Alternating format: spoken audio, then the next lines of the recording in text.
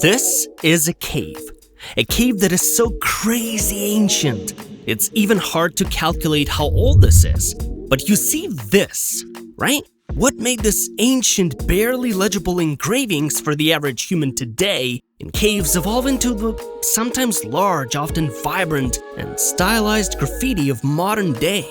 While these prehistoric markings functioned as primitive forms of many rituals that projected the social aspects of behavior, the transition to contemporary graffiti reflects a very clear shift, not only within how society functions, but also toward kind of secret self-expression and identity construction within the modern urban landscape. Once relegated to the confines of ancient history, graffiti has since emerged as a popular artistic form, with its most striking and visible iterations which truly became a part of many big cities around the globe. And we are talking like Asian cities, Europe, North America, South America. Yeah, and we do know that based on many interviews and observations, those who create these visual masterpieces are even divided among themselves. We can't just group everyone who paints on walls as a single type. There are a lot. For example, even among graffiti artists, there are those who are more focused on sticker art characters or writers who are crushing the streets with their drippy tags. But one thing they have in common is that this is a form of communication. Essentially, these individuals convey a message, and these messages can tell us a whole lot of things. And now I'm about to tell you what shaped graffiti and made it the phenomenon we know it now. Welcome to the outstanding world of graffiti. Here, on Throwipedia, we together are gonna delve into the history of this artistic form and what this is basically. Let's go! I don't chase it, let it come to me. Life is better when I'm running free. Run. What's the job that I'ma get it done?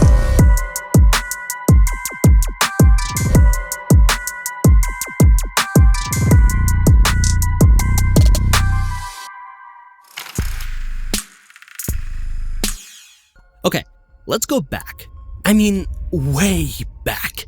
The origins of this practice of writing on walls actually trace back approximately 40,000 years to the Paleolithic cave paintings found in sites such as Lascaux, France and Altamira, Spain. These primordial efforts signify a foundational human impulse to assert existence through tangible marks in the spaces we share. So basically, timeless drive that bridges the gap between old school, okay, not this old school, but actual ancient school ritualistic expression and how we quote-unquote talk to each other in our modern cities. People shared even then such concepts and ideas as representations of local fauna, also social hierarchy, and also mythic narratives and beliefs, establishing the wall as a primary medium for documenting human presence long before the advent of contemporary urban art. Beyond these ancestral sites, the tradition of wall-based communication persisted through antiquity, as seen in the politically charged inscriptions discovered in Pompeian public and private spaces. So, does it mean that it all began in Europe, and pretty much only Europe? Absolutely not. As the historical record reveals, a global phenomenon where the Mayans of Tikal in present-day Guatemala and the Phrygians of central Turkey also utilized these surfaces to document their existence and experiences many centuries ago. And indeed, this enduring practice of inscribing walls serves as a significant historical repository, reflecting the everyday life, cultural values, and socio-political climates of civilizations ranging from also ancient Egypt to the modern urban centers of London and Paris. This constant human need to leave a mark, to leave something, some message, confirms that as long as there have been walls and people, there has been someone attempting to reshape their environment through written or painted expression. Consequently, these enduring inscriptions evolving from prehistoric ritualistic mark-making to modern urban signatures show that it's not just a defacement, but rather a vital medium for personal expression and cultural way of storytelling throughout human history. While these ancestral practices established a deep-seated tradition, the contemporary graffiti movement emerged in the 1960s. Or so we thought. Actually, before 1960s, there were late 1800s, and back then there was a phenomenon that still isn't practiced today that is called monikers. These historical hobo signs were traditionally etched into freight trains and water towers by train scene workers to leave a record of their travels and communicate vital information to fellow wanderers. But who were these people that we referred to as hobos? They were a kind of part-time workers and travelers that were trying to find an opportunity after opportunity. So these migratory markers that they left effectively laid a truly unique, non-traditional foundation for what would later evolve into the highly stylized tagging culture prevalent in New York City as well as Philadelphia during the 1960s and 1970s. But hold on, what is a moniker in essence, and how do these signatures differ from the spray-painted typography that would eventually define the city walls? While monikers often function as utilitarian codes or personal hallmarks for only a certain portion of the population, contemporary graffiti encompassing tags, throw-ups or throwies, and elaborate pieces frequently acts as a raw, often rebellious, assertion of presence and influence within the modern urban landscape. And it was basically for general public as well as writers and artists. This visual language, characterized by sharp, angular typography and complex lettering, serves as an act of not only a certain message, but also something that transforms ambiguous boundaries into public, bold visual statements. And if we'll take a deeper look into the evolution of letters, of shapes, of themes within the graffiti, we'll clearly see how these inscriptions function as indicators of social processes, aesthetic perceptions, and territorial control, transforming ignored or abandoned infrastructure into contested spaces of identity.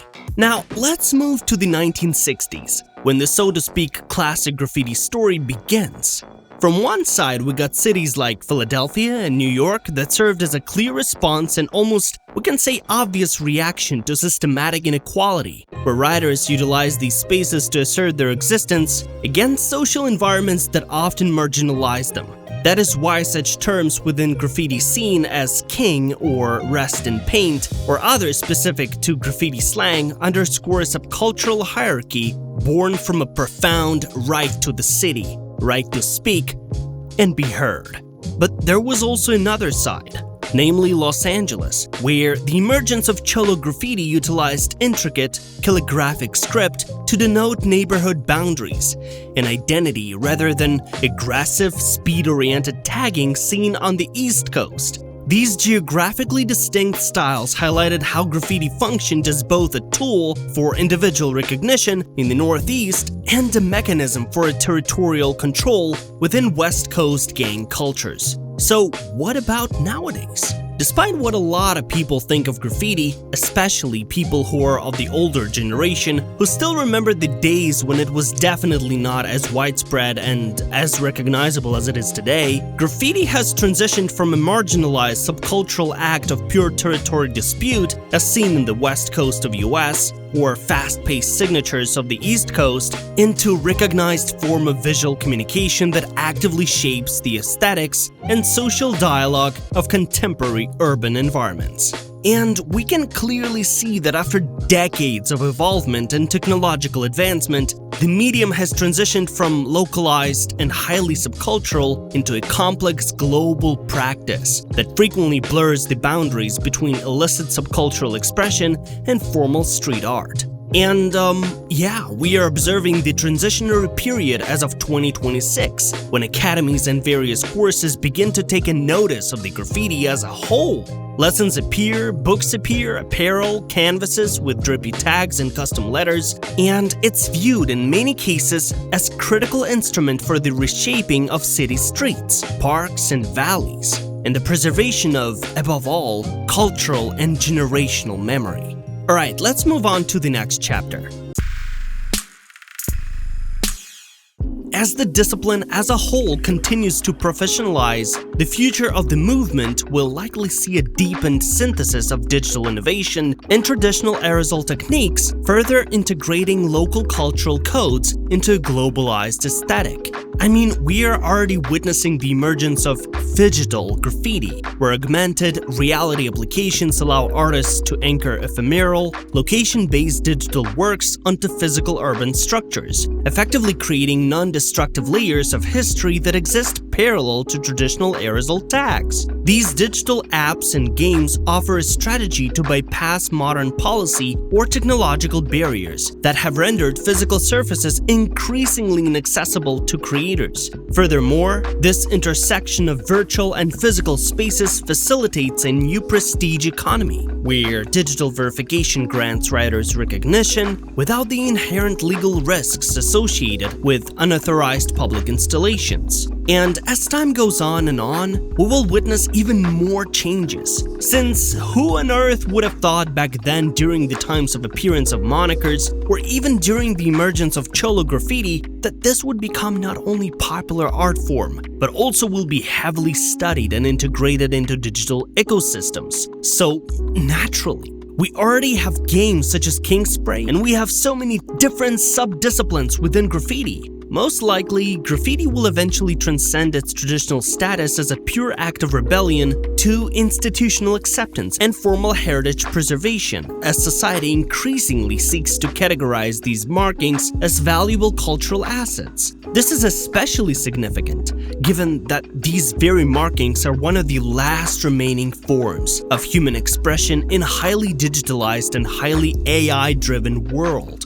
Hey, by the way, if you enjoyed this episode, just subscribe and let me know what would you like to see next. Throwipedia is a very ambitious project, and it's committed to keep going. Thank you so much for watching, and see you in the next one.